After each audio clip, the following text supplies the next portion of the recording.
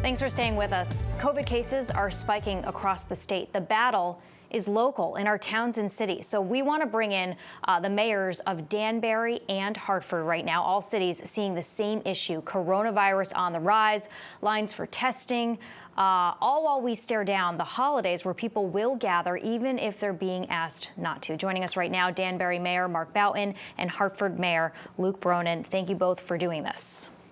Thanks for having us, Jen. Absolutely. All right, so I know that we had this discussion, a little mayor roundtable during our show last week, our 4 p.m. newscast. I wanted to continue it for the real story because I thought you both were talking about important things, and it's interesting to see the different issues that both cities are experiencing. Let's start with a rise in COVID cases. I know Mayor Mark Boughton, that you had said last week that you were seeing exploding cases. That continued at the end of the week as well, correct? Yeah, it's been busy, incredibly busy in terms of testing and incredibly busy in terms of positive cases. Just today alone, the most recent amount of cases we have is 125 cases for the day. That is the highest amount we've had since the start of the pandemic. So it's actually gone above and beyond what we've had. And we think when we're done with the month of November, this will have the most infections of the entire period of the pandemic, including March and April, which, as we both know, was really a lot of transmission going on. So it is out there. It is everywhere. I am very concerned, and I can't speak for Mayor Bronin, but I'm sure he's concerned too. With the holiday coming up, how people react to that. I'm getting a lot of pushback from my residents about limiting their size of their groups, but I just can't implore people enough to make sure that they don't have large groups at their homes, because those are really a hotbed of spread of infection. Mayor Bronin, I know that Hartford is in the red alert zone for Connecticut, but are you seeing numbers that you expect could surpass the spring, like Mayor Boughton is? It's entirely possible, and I think that the answer to that depends on what we all do collectively to try to suppress this virus and stop the spread. It really is in our hands altogether, and the things that make a difference are those basic things. We need everybody to wear masks. We need everybody to wash their hands. We need everybody to watch their distance from other people. But right now, we really, really need people to avoid social gatherings, including family gatherings beyond a very small size.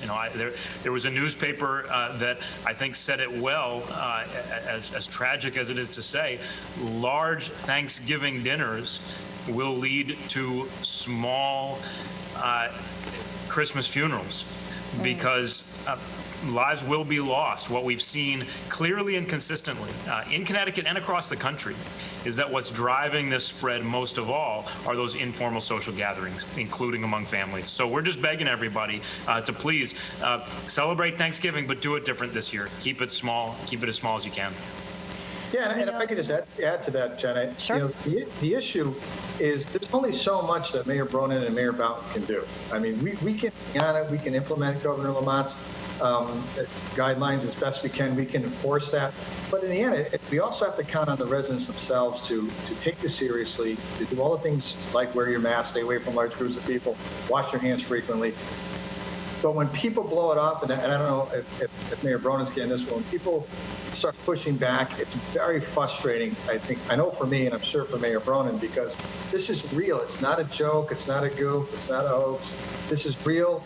People are becoming seriously injured, affected. Some are dying tragically. Yes, 99% of the people will do fine, but would you take that risk? Anyone in this room or any on this call would not take that 1% risk of being the person that this might be fatal to. So let's understand that, and if you don't do it for yourself, do it for everybody else. Right. But it's so frustrating when you're out there talking to residents. I know you had said during our discussion last week that you have a great business community, but you were experiencing some businesses that were giving you pushback. Mayor Bronin, are you experiencing that as well? we're not seeing a lot of businesses give us pushback in formal ways, but we have seen some businesses that have not abided by the rules as carefully as they should, and we've taken some enforcement action. We also have seen a lot of things like pop-up parties or informal gatherings, where people trying to promote informal nightclubs to take advantage of the opportunity and the fact that normal nightclubs aren't open. That stuff we are seeing, and we've tried to deal with that from an enforcement standpoint. But I want to echo what Mayor Boughton said, especially that last point. Even if you're not worried about yourself, do it for other people. Wearing a mask is different from wearing a seatbelt, because wearing a seatbelt is about protecting yourself. Nobody really complains about having to wear a seatbelt, but wearing a seatbelt is about protecting yourself. Wearing a mask is about protecting those around you, protecting those you love, protecting those you know, protecting those you don't know, protecting the community as a whole. So do it for other people. And the other thing that's really important, and I know we're all so sick of this. We're so sick and tired of, dealing with this pandemic, of locking ourselves in, of doing Zoom calls instead of in person. Right? We're all sick of it. But what we have to remember is that when we talk about exponential growth of a virus, that is a really powerful and scary thing. And we saw it in the fall, where you went from weeks of, a case here, a case there, to all of a sudden that transmission just exploding. And we're in a really critical period right now where you can see that exponential growth at work. And if we don't contain it right now, it's going to be a really, really tough winter. And for some families, it's going to be a tragic winter. We need to talk about the lines, because over this past week, we've seen the demand for testing just explode. I mean, people waiting in line for 4 hours at Rentschler Field over in East Hartford. We had lines at the convention center in Hartford. Mayor Boughton, I know you had said that you had seen lines as well. I'm just curious. I understand. We did talk to the governor about this, and he said there's an increased demand, and that's what we're seeing with the bottleneck. But didn't we know that we were going to have another surge in the fall and winter? We heard about that all summer. So did we just underpredict the amount of people that were going to want to get tested before the holidays? Or is this just kind of this past week a one-off on testing demand? I think, due to the rise in allergies and, cold and flu season, that's driving a little bit of this, where people say, maybe I ought to get checked out and get tested. I can tell you that we have 2 federally funded healthcare facilities in Danbury that do a great job. They were ready. I mean, we were doing pop-up testing like crazy. We're setting up areas. We're going to churches, all kinds of stuff. Their big challenge is they can't find employees. There aren't enough people out there that want to do this kind of work. And I sort of get it. I understand it. But all of our medical field staff are really at the hospitals working hard there. But to find people that want to administer tests and staff these testing sites is hard. So what happens? Well, we had one site at Western Connecticut State University. They had one person working there taking the samples. That's a long line. There were lines of 5-6 hours at a clip. But unfortunately, they're out there trying to hire like crazy. There just isn't people out there that want to do this kind of work. And I kind of get it. I understand. But I think that's driving a little bit of this as well. So there's increased demand, harder to find employees to do this kind of work. And between the two, and then the labs are slowing down too. I just had a test the other day. It took me about 4 days to get a result back.